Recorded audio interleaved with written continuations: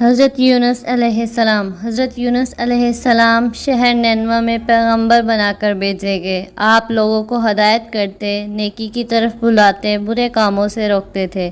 آپ قوم سمود کی طرف بھیجے گئے۔ اس قوم کے لوگ بتوں کی پوجا کرتے تھے۔ جب آپ لوگوں کو حق کی طرف بلاتے اور خدا واحد پر ایمان لانے کی تلقین کرتے، لوگ آپ کی تعلیمات کا انکار کرتے اور حضرت یونس علیہ السلام سے کہتے کہ ہم تیرے خدا کو نہیں مانتے۔ اس پر آپ فرماتے کہ خدا کے عذاب سے ڈرو جو بہت سخت عذاب والا ہے۔ لوگ آپ کی باتیں سن کر آپ کا مذاق اڑاتے اور آپ کی راہ میں رکاوٹیں کھڑی کرتے۔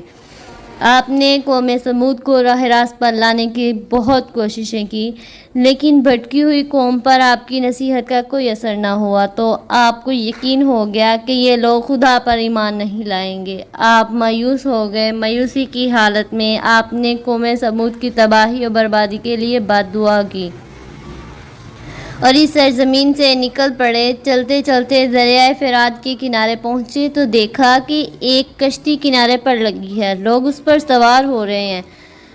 ان کی دیکھا دیکھی آپ بھی اس پر سوار ہو گئے۔ جنہیں جانا تھا وہ سب سوار ہو چکے۔ کشتی لوگوں سے بھر چکی۔ اس کے بعد کشتی اپنی منزل کی طرف روانہ ہوئی۔ سمندر پر سکون تھا، آسمان بھی صاف تھا۔ مسافر اطمینان سے بیٹھے ہوئے تھے۔ جب کشتی بیچ سمندر میں پہنچی تو دیکھا کہ آسمان پر سیاہ بادل اٹھ رہے ہیں۔ پھر ہوائیں چلنے لگی۔ ہوا اچانک طوفان کی شکل اختیار کر گئی۔ سمندر میں کشتی ڈگمگانے لگی۔ سمندر کی لہریں اوپر نیچے ہونے لگی۔ بارش بھی شروع ہو گئی۔ طوفان کے جھٹکوں اور پانی کے تھپیڑوں سے کشتی کے ڈوبنے کا اندیشہ پیدا ہو گیا۔ کشتی میں بیٹھے ہوئے مسافروں میں سے ایک نے کہا کہ معلوم ہوتا ہے کہ کشتی میں کوئی ایسا شخص بھی سوار ہے جسے کوئی بڑی غلطی سرزد ہو گئی ہے۔ جب تک ایسے شخص کو کشتی سے نہ نکالا جائے، کشتی کا صحیح سلامت رہنا محال ہے۔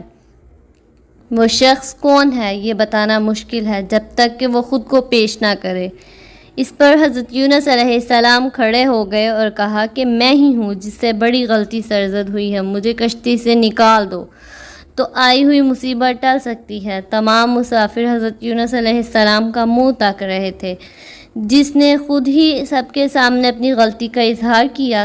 پھر سب نے ایک زبان ہو کر کہا کہ یہ شخص تو فرشتہ صفت انسان معلوم ہوتا ہے کہ ہم کسی حال میں اسے کشتی سے نہیں نکال سکتے۔ مسافروں میں سے ایک نے تجویز پیش کی کہ قرعہ اندازی کی جائے، جس کا نام پرچی میں نکلے گا وہی سزا کا مستحق ہوگا۔ ہم اسے کشتی سے کیسے نکال دیں گے؟ چنانچہ قرعہ ڈال دیا گیا۔ پرچی میں حضرت یونس علیہ السلام کا نام نکلا۔ اس عمل سے لوگوں کو اطمینان نہیں ہوا۔ پھر قرعہ ڈالا گیا تو حضرت یونس علیہ السلام کا نام ہی نکلا۔ اس طرح یہ عمل بار بار دہرایا گیا۔ ایک بار یہی ہوا اور ہر بار یہی ہوا۔ حضرت یونس علیہ السلام نے کہا کہ میں اپنے رب کا نافرمان ہوں، خدا کا حکم بھی یہی ہے کہ مجھے دریا میں ڈالا دے، تمام مسافروں کی جان بچ جائے۔ حضرت یونس علیہ السلام نے کشتی سے کے مسافروں سے اور ملا سے بار بار کہا کہ وہ کشتی سے چھلانگ لگانے کے لیے تیار ہیں، اس لیے کہ میں نے اللہ کے حکم کا انتظار نہیں کیا۔ آخر کار کشتی کے مسافروں اور ملا نے مان لیا۔ حضرت یونس علیہ السلام کو دریا میں پھینک دیا۔ دریا میں ایک مچھلی حضرت یونس علیہ السلام کی طرف بڑھی اور نگل گئی۔ اللہ تعالیٰ نے مچھلی سے کہا کہ یہ تیری خوراک نہیں ہے، یہ تیرے پیٹ میں امانت ہے جسے واپس کرنا ہے۔ چنانچہ آپ مچھلی کے پیٹ میں اندھیرے میں رہے، اللہ کا ذکر کرتے رہے اور معافی طلب کرتے رہے۔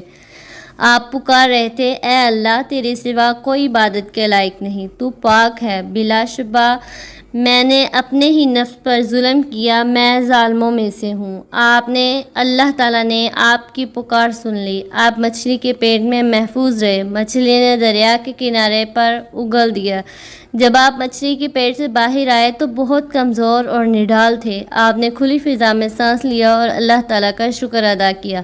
اللہ تعالیٰ نے حضرت یونس علیہ السلام سے فرمایا، اگر تو مچھلی کے پیٹ میں میری پاکی بیان نہ کرتا تو نجات حاصل نہ کرتا۔ جس جگہ پر مچھلی نے آپ کو اگلا وہاں کوئی درخت نہ تھا، سایہ دھوپ ہی دھوپ تھی، گرمی بھی ناقابل برداشت تھی۔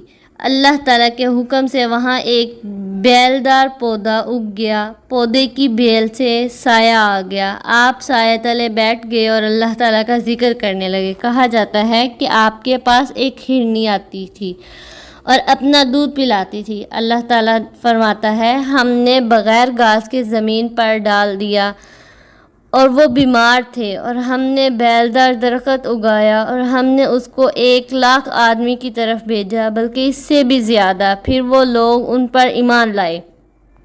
ملک نینوا چھوڑ دینے کے بعد آپ کی قوم آپ کو بہت زیادہ یاد کرنے لگی۔ آپ کے نکل جانے کے بعد پچھتانے لگی۔ لوگوں نے محسوس کیا کہ آپ نبی تھے اور ہدایت کے لیے آئے تھے۔ لوگوں نے اللہ تعالیٰ سے معافی طلب کی اور وہ حضرت یونس علیہ السلام کی آمد کا انتظار کرنے لگے۔